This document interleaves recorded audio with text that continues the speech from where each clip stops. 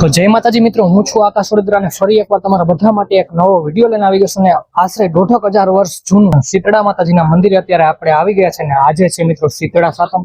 તો ચાલો તમને બધાને આજે આપણે આ મંદિર વિશે થોડી ઘણી માહિતી સમજાવીએ, તેમજ આ મંદિરના આપણે તમને બધાને દર્શન કરાવીએ. તો વિડીયોમાં બધા કન્ટિન્યુ જોડાયેલા રહેજો અને ચેનલ ઉપર નવા હોય તો ફટાફટ સબસ્ક્રાઇબ કરી લો. તો આ જગ્યા ઉપર આજે વહેલી સવારથી જ આપણે તમે દેખાડીએ તો વહેલી સવારથી જ જગ્યા ઉપર લોકો દર્શન કરવા માટે આવતા હોય છે.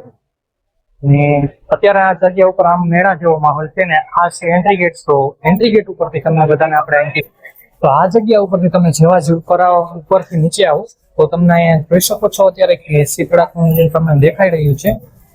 તો આ છે ભાઈ સરસ મજાનું શીતળા કુંડ ને કહેવાય છે કે સાક્ષાત માતાજીનો ચમત્કાર છે આ કુંડનું. ચોખ્ખું પાણી કોઈ પણ જાતનો ચામડીનો રોગ હોય અથવા તો છબડા નીકળ્યા હોય તો એ રોગ તમને આ પાણી છાંટવાથી મટી જાય છે અને ઠંડક મળે છે એવું કહેવામાં આવે છે. તો આ જગ્યા ઉપર બીજું નીલકંઠ મહાદેવનું મંદિર છે, તેમ આ બાજુ શીતળા માતાજીનું મંદિર છે, એમને તમે ત્યાં દર્શન કરી શકો છો બધા. તો આ છે મિત્રો નીલકંઠ મહાદેવ, જેમ દર્શન કરાવી છે, તમે બધા દર્શન કરી શકો છો ભાઈ.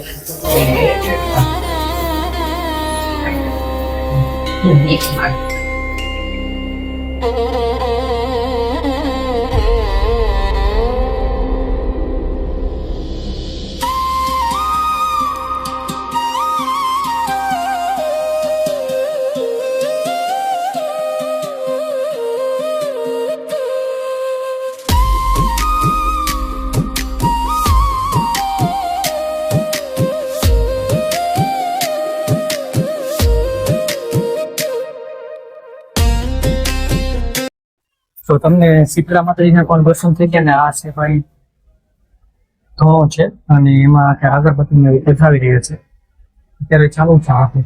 અને સામેની સાઈડમાં તમે જોઈ શકો છો કે મહાદેવની વિશાળ પ્રતિમ છે, એમના પણ તમે બધા દર્શન કરી શકો છો. અને આ બાજુની આપણે વાત કરીએ તો અહીંયા અવળો મોટો એક બેલ પણ છે.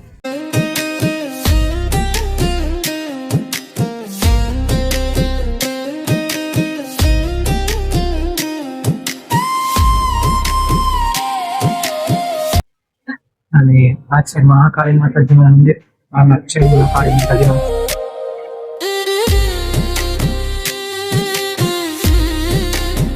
આ જગ્યા ઉપર ભૈરવ દાદા પણ બિરાજમાન છે, એનું પણ મંદિર આવેલું છે.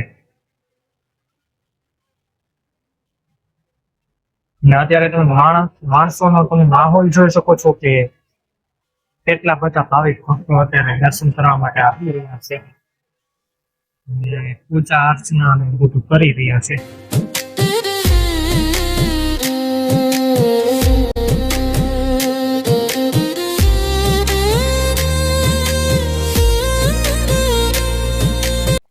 તો આશા કરીએ છીએ કે સરસ મજાના તમને આજે શીતળા સાતમના દિવસે આપણે શીતળા માતાજીના તમને બધાને દર્શન થઈ ગયા છે, તેમજ નીલકંઠ મહાદેવના પણ દર્શન થઈ ગયા.